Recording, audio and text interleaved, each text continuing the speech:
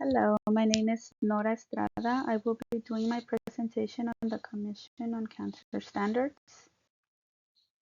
About the Commission on Cancer. The Commission on Cancer is a program of the American College of Surgeons. It recognizes cancer care programs for their commitment to providing comprehensive, high quality, and multidisciplinary patient-centered care. For almost 20 years, the American College of Surgeons Commission on Cancer has assessed the quality of their accredited cancer programs using a framework of evidence-based standards. The strategy has been shown to improve care for cancer patients over time. Institutional administrative commitment. So standard 1.1 administrative commitment, this standard requires a letter of authority from a facility leadership, CEO or equivalent, demonstrating the commitment to the Cancer Committee, which includes a high-level description of the cancer program, any initiatives involving the Cancer Committee during the accreditation cycle that were initiated for the purposes of ensuring quality and safety, facility leadership involvement in the Cancer Committee, and current and future financial investment in the cancer program. Program scope and governance. For standard 2.1, this is the Cancer Committee. The required physicians, members includes the Cancer Committee Chair, Cancer Liaison Physician, Diagnostic Radiologist, Pathologist, Surgeon, Medical Oncologist, and a Radiation Oncologist. Other required non-physician members are the Cancer Program Administrator, Oncology Nurse, Social Worker, and a Certified Tumor Registrar, or Oncology Data Specialist now. The required coordinator members are the Cancer Conference Coordinator, Quality Improvement Coordinator, Cancer Registry Quality Coordinator, Clinical Research Coordinator, Psychosocial Services Coordinator, Survivorship Program Coordinator. And other members include a palliative care professional, genetics professional, registered dietitian nutritionist, rehabilitation services professional, a pharmacist, a spiritual care representative, and an American Cancer Society representative. For standard 2.2, the Cancer Liaison Physician is a physician of any specialty who is an active member of the medical staff. The CLP serves as the alternate for the Cancer Committee Chair and oversees Cancer Committee meetings if the chair is not in attendance. The CLP must identify, analyze, and present NCDB data pertinent and specific to the cancer program to the Cancer Committee at a minimum of 2 meetings each calendar year. For standard 2.3 Cancer Committee meetings, this standard each calendar year, the Cancer Committee meets at least once each calendar quarter. And these are the yearly calendar quarters as defined as either from January through March, April through June, July through September, or October through December. For standard 2.4, the Cancer Committee attendance. Each required Cancer Committee member or their member's designated alternate attends at least 75% of the committee meetings held each calendar year. The Cancer Committee monitors the attendance of required members. It is recommended that the Cancer Committee also monitor attendance of non-required members. Standard 2.5 Multidisciplinary Cancer Case Conference. The Cancer Program holds a multidisciplinary cancer case conference to evaluate patient management. Each calendar year, the Cancer Conference Coordinator monitors and evaluates the multidisciplinary cancer case conference activity and reports the findings to the Cancer Committee. The multidisciplinary participation includes one representative from surgery, one representative from pathology, one from radiology, one representative from radiation oncology, and one representative from medical oncology. Facilities and equipment resources. Standard 3.1 Facility Accreditation. For this standard, a facility is accredited or licensed by a recognized federal, state, or local authority appropriate to the facility type.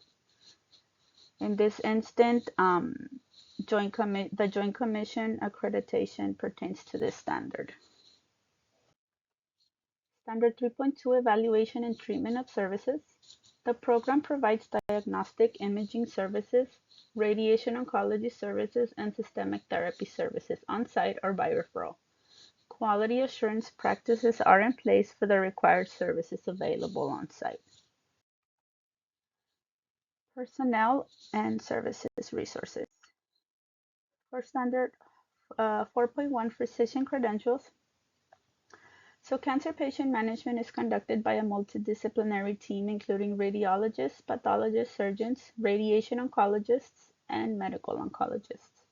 All physicians involved in the evaluation and management of cancer patients must be board certified or equivalent. Physicians who are not board certified must demonstrate ongoing cancer-related education by earning 12 cancer-related CME hours to be in compliance with this standard.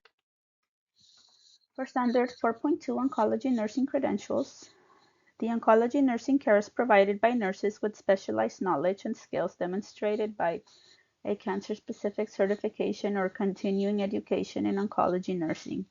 All registered nurses providing direct oncology care must demonstrate one of the following: current cancer-specific certification in the nurse's specialty by an accredited certificate program, or ongoing education by earning 36 cancer-related continuing education nursing contact hours each accreditation cycle. Standard 4.3, the Cancer Registry Staff Credentials. CTRs or ODS apply knowledge obtained from formal education and work experience to correctly interpret and code cancer diagnosis, stage treatment, and outcomes information for each case that is seen at the Commission on Cancer accredited program that meets COC reporting requirements. All cancer registry staff who abstract cases at a COC accredited program must either hold a current CTR or ODS credential, perform case abstracting under the supervision of a CTR or ODS, and all non-credentialed cancer registry staff must complete 3 hours of cancer-related continuing education applicable to their roles. Standard 4.4 Genetic Counseling and Risk Assessment. Cancer risk assessment and genetic counseling are the process to identify and counsel people at risk for familial or hereditary cancer syndromes. Each calendar year, the Cancer Committee must review the policy and procedure for genetic assessment and referral for genetic evaluation and counseling. The Cancer Committee must review and document in the minutes the number of patients identified as needing referrals for the selected cancer site each year, and how many patients identified as needing referrals for the selected cancer site received a referral for genetic counseling. For Standard 4.5 Palliative Care Services. So palliative care refers to a patient and family-centered care that optimizes quality of life. The availability of palliative care services is an essential component of cancer care, beginning at the time of diagnosis and being continuously available throughout treatment and surveillance, and when applicable during bereavement. Palliative care services are available to cancer patients and their family members or caregivers either on site or by referral, and are evaluated at least once each calendar year. A policy and procedure is in place regarding palliative care services that includes all required elements, and a report is given to the Cancer Committee. Standard 4.6 Rehabilitation Care Services. The availability of rehabilitation care services is an essential component of comprehensive cancer care, beginning at the time of diagnosis and being continuously available throughout treatment, surveillance, and when applicable through end of life. Policies and procedures are in place to guide referrals to appropriate rehab care services on site or by referral. The process of referring or providing rehab care services to cancer patients is monitored and reviewed by the Cancer Committee and documented in the Cancer Committee minutes. Standard 4.7 Oncology Nutrition Services. Cancer treatments can impair a cancer patient's ability to consume, digest, and absorb essential nutrition and hydration. RDNs, also known as registered dietitians, are uniquely trained to address treatment-related symptom management, nutrition support, and quality of life concerns through medical nutrition therapy and education. Standard 4.8 Survivorship Program. The Survivorship Program Coordinator develops a survivorship program team. Suggested specialties include physicians, advanced practice providers, nurses, social workers, nutritionists, and other allied health professionals. Each year, the Survivorship Program Coordinator reports to the Cancer Committee regarding the activities of the Survivorship Program, including an estimate of the number of patients who participated in 3 identified services. And examples of these services include nutrition, support groups, and financial services. Patient care expectations and protocols. Standard 5.1, the College of American Pathologists Synoptic Reporting. 90% of the eligible cancer pathology reports are structured using synoptic reporting format as defined by the College of American Pathologists. Cancer protocols containing all core data elements within the synoptic format. And as you can see to the example, this is what a synoptic report example looks like. Standard 5.2 Psychosocial Distress Screening. The psychosocial services are available on site or by referral. Each calendar year, the Cancer Committee implements a policy and procedure for providing and monitoring psychosocial distress screening and referral for psychosocial care. Cancer patients are screened for psychosocial distress at least once during the first course of their treatment. The psychosocial distress screening process is evaluated, documented, and the findings are reported to the Cancer Committee by the Psychosocial Services Coordinator. Standard 5.3, the sentinel node biopsy for breast cancer. This standard applies to all nodal staging operations performed with curative intent for patients with breast cancers of epithelial origin. Standard 5.4, axillary lymph node dissection for breast cancer. This standard applies to all axillary lymph node dissections performed with curative intent for patients with breast cancers of the epithelial origin. Standard 5.5, white local excision for primary cutaneous melanoma. This standard also applies to all curative intent white local excisions of primary cutaneous melanoma lesions. Standard 5.6, colon resection. This standard applies to all resections performed with curative intent for patients with colon cancer and applies to all operative approaches. Standard 5.7, total mesorectal excision. The standard applies to all radical anatomic operations for rectal adenocarcinoma performed with curative intent and excludes primary resection specimens with no residual cancer. Example following neoadjuvant therapy. Standard 5.8, pulmonary resection. This standard applies to all primary pulmonary resections performed with curative intent for non-small cell lung cancer or small cell lung cancer or carcinoid tumors of the lung. And this standard applies to all operative approaches. Data surveillance and systems. Standard 6.1, Cancer Registry Quality Control. It identifies the activities to be evaluated each year for the accuracy of abstracted data. A review of a minimum of 10% of the annual analytic caseload up to 200 cases annually is required each year for the accuracy of the following: the class of case, the primary site, the histology, the grade, the AJCC staging, the first course of treatment, and follow-up information. Standard 6.2 and 6.3 have been retired. Standard 6.4, Rapid Cancer Reporting System or Data Submission. This is the RCRS data that gets submitted every month. So all new and updated cancer cases are submitted at least each calendar month.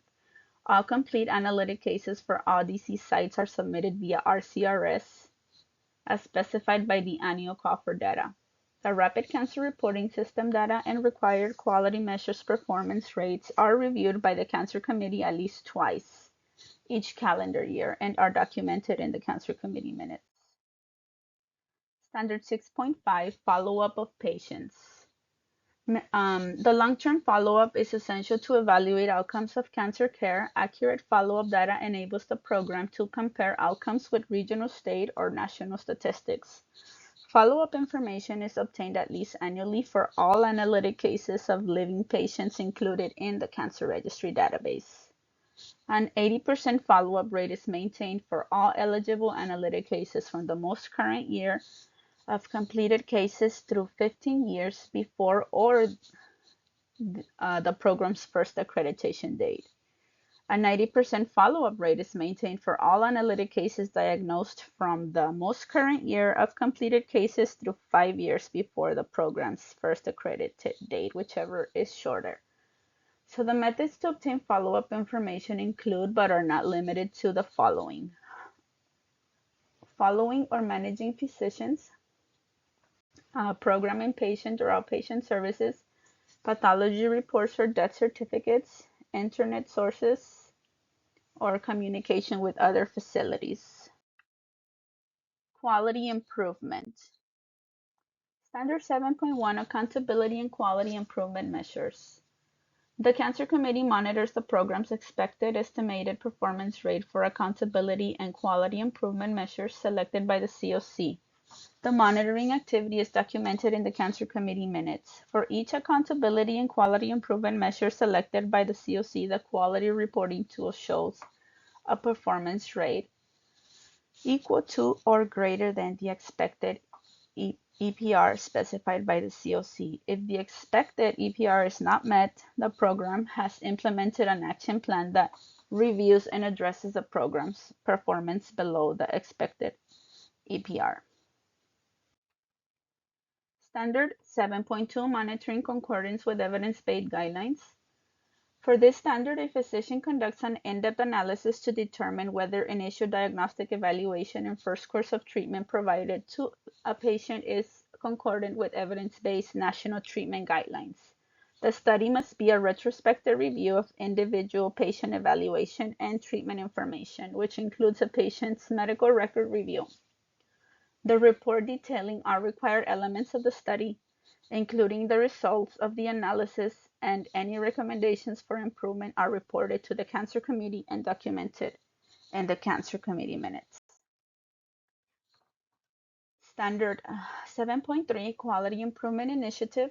Under the guidance of the Cancer Liaison, the Quality Improvement Coordinator, and the Cancer Committee, the cancer program must measure, evaluate, and improve its performance through at least one cancer-specific quality improvement initiative each year.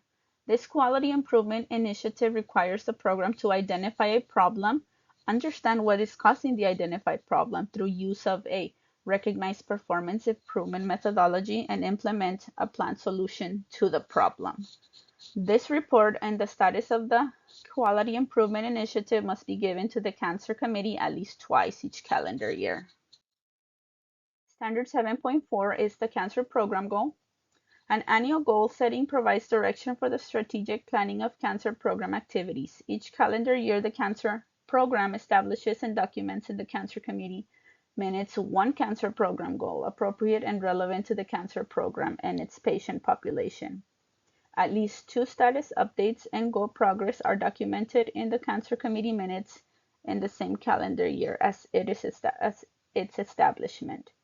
For any goal extending into a second year, at least one status update is documented in the minutes during the second year to indicate whether the goal was completed or retired. Education, professional and community outreach. Standard 8.1, addressing barriers to care. The Cancer Committee identifies at least one barrier to focus on for the year and identifies resources and processes to address the barrier. At the end of the year, the Cancer Committee evaluates the resources and processes adopted to address the barrier to care and identify strengths and areas for improvement.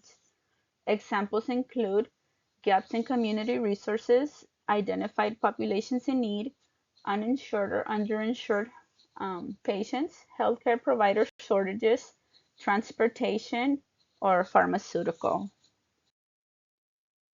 Standard 8.2 Cancer Prevention Event. The Cancer Committee holds at least one event each year focused on decreasing the number of diagnoses of cancer. It is recommended but not required that the Cancer Committee partner with a community organization to hold the event. Prevention events focus on at least one of two intended results.